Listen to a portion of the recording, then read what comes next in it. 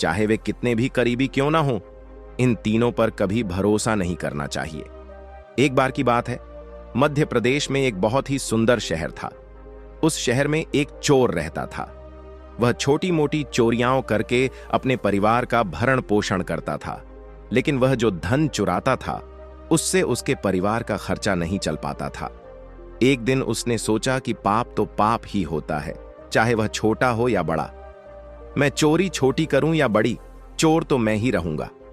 अगर पकड़ा गया तो मुझे एक ही सजा मिलेगी, तो क्यों ना बड़ी चोरी की जाए। यह निश्चय करके उसने उस शहर के राजा के खजाने को लूटने की योजना बनाई। जब रात हुई तो वह राजमहल में घुस गया और किसी तरह उस स्थान पर पहुंच गया जहां राजा का खजाना था। वहां पहुंचकर उसने देखा कि खजाने पर बहुत से सैनिक पहरा दे रहे हैं। सख्त पहरे को देखकर चोर को लगा कि उनकी आंखों में धूल झोंकना बहुत कठिन काम होगा, और वह सोचने लगा कि यह तो मौत ही है जो मेरी रखवाली कर रही है। अगर मैं कुछ चुराऊंगा तो मुझे सजा मिलेगी। यह सोचकर कि यदि मैंने चोरी करने का प्रयास किया तो मैं बच नहीं पाऊंगा, चोर पीछे मुड़ा और लौटते समय उसने सोचा कि खाली हाथ लौटने से तो अच्छा है कि यहां से कुछ ले लिया जाए। मेरा यहां आना व्यर्थ नहीं जाना चाहिए। चोर ने सोचा कि उसे राजा के शयन कक्ष में जाना चाहिए जहां राजा सोते हैं, और शायद इस समय राजा अपने वस्त्र उतारकर सो गए होंगे। मैं राजा के राजसी वस्त्र चुरा कर ले आऊंगा और उन्हें पहनकर आसानी से धन चुराकर यहां से निकल जाऊंगा। पहरेदारों को लगेगा कि मैं राजा हूं, इसलिए वे मेरे रास्ते में नहीं आएंगे और मेरा काम आसान हो जाएगा। यह निश्चय कर चोर राजा के शयन कक्ष में पहुंचा और धीरे से पर्दा हटाकर अंदर देखने लगा। अंदर का दृश्य देखकर वह हैरान रह गया। उसने देखा कि राजा अपने पलंग पर गहरी नींद में सो रहे थे और उनकी रानी अर्धनग्न अवस्था में पलंग पर बैठी थी। उसने रानी को जगाने का प्रयास किया। यह देख चोर घबरा गया और दीवार से सटकर खड़ा हो गया और रानी के सो जाने का इंतजार करने लगा। थोड़ी देर बाद उसने पर्दा हटाया तो देखा कि रानी सो चुकी थी या नहीं, क्योंकि अगर रानी सो गई तो राजा के कपड़े चोरी हो सकते हैं। चोर ने देखा कि रानी अभी भी उसी तरह बैठी हुई है। यह देखकर चोर वहीं रखी मेज पर बैठने लगा। जैसे ही वह मेज पर बैठा, उस पर रखा पानी का गिलास नीचे गिर गया। राजा उस आवाज को सुनकर नहीं जागा, लेकिन रानी तलवार लेकर बाहर आई और उसने तलवार चोर की गर्दन पर रख दी और कहा, तू कौन है और यहां क्यों आया है? सच सच बता, वरना मैं तेरा सिर काट दूंगी। चोर डर के मारे पसीने से लथपथ हो गया और हाथ जोड़कर विनती करता हुआ आया और बोला, रानी साहिबा, कृपया मेरी जान बख्श दीजिए। मैं एक गरीब चोर हूं और यहां सिर्फ चोरी करने के उद्देश्य से आया हूं। मैं छोटी मोटी चोरियां करके अपने परिवार का भरण पोषण करता हूं। अगर आप मुझे मार देंगे तो मेरे बच्चे अनाथ हो जाएंगे। मैं वादा करता हूं कि इस बार अगर तुमने मुझे छोड़ दिया तो मैं कभी महल की तरफ मुड़कर नहीं देखूंगा। मैं अपने छोटे बच्चों पर दया करूंगा। रानी को उस पर दया आ गई और बोली, सुनो, मैं तुम्हें एक शर्त पर छोड़ सकती हूं। मैं अभी वासना से ग्रस्त हूं। अगर तुम मेरे साथ संभोग करोगे तो मैं तुम्हें यहां से जाने दूंगी, अन्यथा मैं एक ही झटके में तुम्हारा सिर काट दूंगी। रानी की यह अनोखी शर्त सुनकर चोर और भी डर गया और कहने लगा, रानी साहिबा, आप क्या कह रही हैं? मैं तो बस एक चोर हूं और आप इतने बड़े राज्य की रानी हैं। मेरी क्या हैसियत है कि मैं आपके साथ ऐसा कर सकूं? इसके बारे में सोचना भी मेरे लिए बहुत बड़ा पाप है। रानी ने कहा, अगर तुम्हें अपनी जान प्यारी है तो मैं कुछ भी नहीं सुनना चाहती, इसलिए जैसा मैं कहूं वैसा करो, वरना मरने के लिए तैयार हो जाओ। रानी का ऐसा प्रस्ताव सुनकर चोर का कलेजा गले में अटक गया और वह सोचने लगा कि आज मैं बड़ी मुसीबत में फंस गया हूं। अगर रानी की बात नहीं मानूंगा तो मारा जाऊंगा, और अगर मानूंगा तो भी मारा जाऊंगा। चोर बड़ी दुविधा में पड़ गया कि क्या करूं। आखिर में उसने रानी के साथ संभोग करना स्वीकार कर लिया और बोला, रानी साहिबा, मुझे 5 मिनट का समय दो। मुझे बहुत जोर से पेशाब लगी है। पहले मुझे शौच कर लेने दो, उसके बाद आप जो कहेंगी मैं करने के लिए तैयार हूं। रानी ने तुरंत तलवार से शौचालय की ओर इशारा किया और चोर उस ओर चलने लगा। रानी वहीं खड़ी होकर उसके लौटने का इंतजार करने लगी। इसी बीच चोर ने रानी की नजर बचाकर वहां से भागने की कोशिश की, भागते हुए जब वह दरवाजे पर पहुंचा तो दरवाजे पर मौजूद सिपाही ने उसे गोली मार दी। उसे पकड़ लिया गया और उससे पूछताछ की गई। चोर डर गया। उसने सिपाही को सच बता दिया कि वह चोर है और महल में चोरी करने आया है, लेकिन रानी ने उसे पकड़ लिया और उसे छोड़ने के बदले में एक शर्त रखी कि वह उसके साथ संभोग करे। इसलिए वह पेशाब करने की आवश्यकता का बहाना बनाकर वहां से भाग गया। इस तरह चोर विनती करने लगा और सैनिक से उसे छोड़ देने की विनती करने लगा। सैनिक ने कहा, देखो भाई, मैं तुम्हें एक शर्त पर जाने दे सकता हूं, और शर्त यह है कि तुम्हें रानी के पास वापस जाना होगा और रानी से कहना होगा कि मैं तुम्हारे साथ संभोग करने के लिए तैयार हूं, लेकिन उससे पहले तुम्हें अपने हाथों से राजा को मारना होगा। सैनिक की यह शर्त और भी कठिन थी। चोर ने सोचा कि हालांकि उसकी जान बच सकती थी, लेकिन अब वह नहीं बचेगा। यदि वह यह बात रानी को बताता है तो रानी उसका सिर काट देगी। अब चोर को चारों ओर मौत दिखाई दे रही थी। चोर वापस रानी के पास गया और बोला, रानी साहिबा, मैं आपके साथ संभोग तो करूंगा, लेकिन मुझे एक बात का डर है कि अगर राजा उस समय नींद से जाग गए तो न तो आप बचेंगे और न ही मैं। राजा हम दोनों को मार डालेगा। इसलिए आपको एक काम करना होगा। आप अपने हाथों से राजा का सिर काट दो, तब हम निर्भय हो जाएंगे। यदि तुम इतना कर सको तो मुझे तुम्हारी शर्त स्वीकार है, अन्यथा मैं तुम्हारे हाथों मरना ही बेहतर समझूंगी। कृपया मुझे मार दो। रानी वासना के वशीभूत होकर चोर से कहने लगी, रुको, कौन सी बड़ी बात है, मैं राजा को अभी मार देती हूं। इतना कहकर रानी ने दोनों हाथों से तलवार पकड़ी और अपने सोए हुए पति का सिर काट दिया। जब रानी ने राजा का सिर काटा तो पूरा कमरा खून से लथपथ हो गया और रानी भी राजा के खून से भीग गई। वह विभत्स दृश्य देखकर रानी बेहोश हो गई और उसी समय चोर वहां से भाग निकला। सुबह होते ही राजमहल में हल्ला मच गया कि किसी ने राजा को मार दिया है, परंतु राजा के हत्यारे का कोई पता नहीं चल पा रहा था। सभी को बड़ा आश्चर्य हो रहा था कि किसी ने सोते हुए राजा को मार दिया। इधर रानी भी जोर जोर से रो रही थी। पूरे महल में यह रहस्य केवल उस सैनिक को ही पता था कि रानी और उस चोर में से किसी एक ने राजा को मारा है। उधर रानी ने घोषणा कर दी कि वह अपने राजा के साथ सती होना चाहती है। यह जानकर किसी को रानी पर संदेह नहीं हुआ, क्योंकि यदि रानी ने राजा को मार दिया होता तो वह राजा के साथ सती क्यों होती। इधर रानी सज धज कर राजा के साथ चिता पर बैठ गई। राज्य के सभी लोग एक एक करके चिता पर लकड़ियां रख रहे थे और उन्हें प्रणाम कर लौट रहे थे।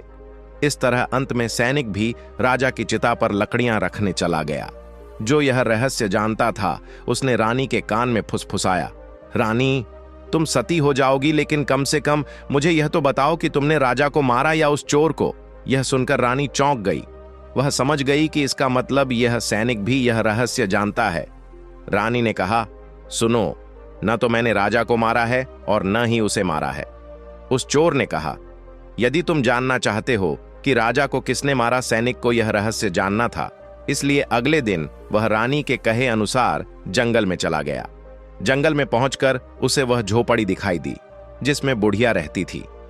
सैनिक ने बुढ़िया के पैर पकड़ लिए और बोला, मां, मैं आपके पास एक रहस्य जानने आया हूं, मुझे बताओ कि राजा को किसने मारा। तब बुढ़िया कहती है, मां, बेटा, अगर तुम इस रहस्य को जानना चाहते हो तो तुम्हें एक काम करना होगा। मेरी झोपड़ी के बाहर एक बकरा बंधा हुआ है, तुम अपनी तलवार से उसका सिर काट दो। सिर काटते ही बकरे के जबड़े वहीं गिर जाएंगे और उसका सिर हवा में उड़ने लगेगा। फिर तुम उस बकरे के सिर के कानों को पकड़ लेना।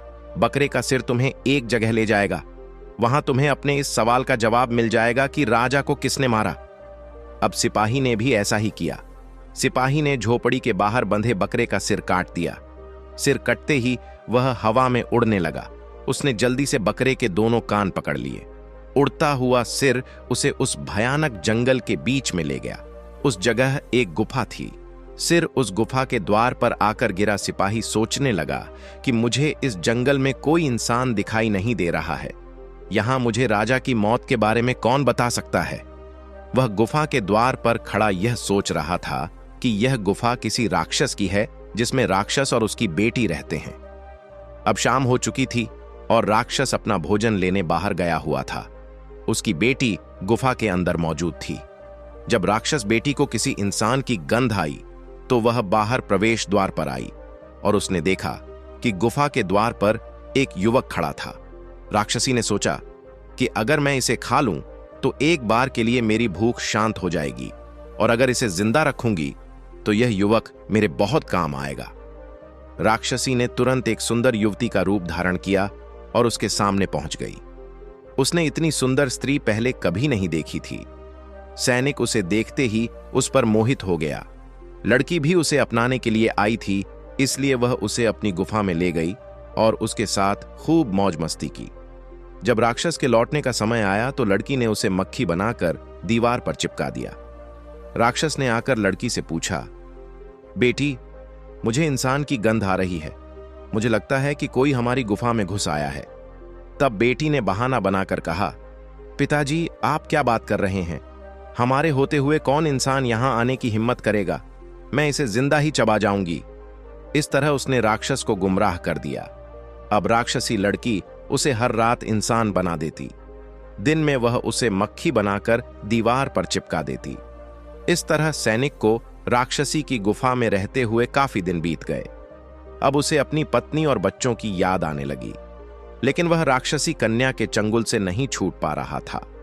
एक दिन उसे मौका मिल गया और वह किसी तरह रात के समय वहां से भाग निकला। कई दिनों की भाग दौड़ के बाद वह अपने नगर पहुंचा। अपने घर पहुंचकर वह काफी खुश हुआ। अपने बच्चों से मिलकर वह काफी खुश हुआ। वह सोचने लगा कि अच्छा हुआ कि मैं वहां से चला आया। पता नहीं वह मुझे मक्खी बनाकर कितने दिन वहां रखेगी।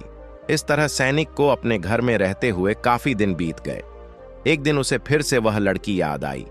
अब वह दिन रात उसके ख्यालों में खोया रहता। उसकी खूबसूरती को याद करके वह उससे मिलने की इच्छा करता। उसके बिना उसे खाना पीना अच्छा नहीं लगता था। वह हमेशा यही सोचता रहता कि वह उससे कैसे मिलेगा। सैनिक उस राक्षसी कन्या से मिलने गया।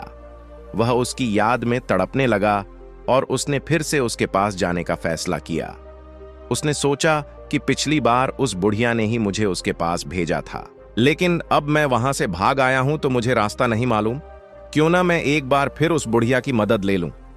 यह सोचते हुए वह उस बुढ़िया की झोपड़ी में पहुंचा और हाथ जोड़कर बोला, हे मां, मुझे एक बार फिर उसी जगह भेज दो जहां तुमने मुझे भेजा था।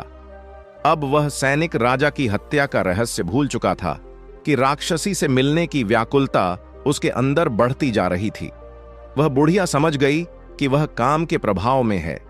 उस बुढ़िया ने कहा, बेटा, पहले मेरे पास एक बकरी थी जिसके कान पकड़कर तुम वहां जाते थे। अब वह भी नहीं है। अब मैं तुम्हारे पास कैसे पहुंच सकता हूं? तब सैनिक ने कहा, हे मां, मैं जीवन भर तुम्हारा गुलाम रहूंगा। कृपया मुझे एक बार उस लड़की से मिलवा दो। बुढ़िया ने कहा, बेटा, मैं तुमसे मिलवा दूंगी, लेकिन इसके लिए तुम्हें अपने बेटे को मेरे पास लाना होगा। सैनिक ने कहा, इसमें कौन सी बड़ी बात है? यह कहकर सैनिक अपने घर चला गया। वह अपने बेटे को बुलाकर ले आया। बुढ़िया ने कहा, बेटा, जिस तरह तुमने बकरे का सिर काटा है, उसी तरह अपने बेटे का भी सिर काट देना चाहिए। फिर उसी तरह उसका सिर भी हवा में उड़ने लगेगा। तुम उसका सिर पकड़ लो, वह तुम्हें उसी स्थान पर ले जाएगा। सिपाही काम के वश में होकर अपने बेटे का सिर काटने के लिए तैयार हो गया। उसने जैसे ही तलवार लेकर अपने बेटे का सिर काटने की कोशिश की, बुढ़िया ने उसका हाथ पकड़ लिया और कहा, रुको, यही तुम्हारे प्रश्न का उत्तर है। चाहे वे कितने भी करीबी क्यों ना हों, उन पर कभी विश्वास नहीं करना चाहिए। पहली बात, न तो राजा को चोर ने मारा और न ही रानी को। राजा को काम ने मारा।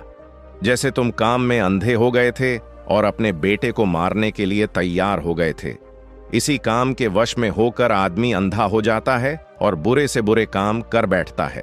दूसरी बात, धन के लालच में कोई भी किसी की हत्या कर सकता है। तीसरी बात, क्रोधी व्यक्ति क्रोध में अंधा हो जाता है और सब कुछ भूलकर ऐसे काम कर जाता है जिसका उसे जीवन भर पछतावा होता है। क्रोध में उसकी बुद्धि विवेक रहित हो जाती है और वह अपना और दूसरों का कुछ भी देख पाने में असमर्थ हो जाता है।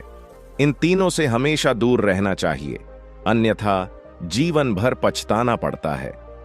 दोस्तों, हम उम्मीद करते हैं कि आपको हमारे द्वारा बताई गई यह कहानी पसंद आई होगी। अगर आपको यह कहानी पसंद आई हो तो कृपया वीडियो को लाइक करें और चैनल को सब्सक्राइब करें और कहानी को अंत तक सुनने के लिए धन्यवाद।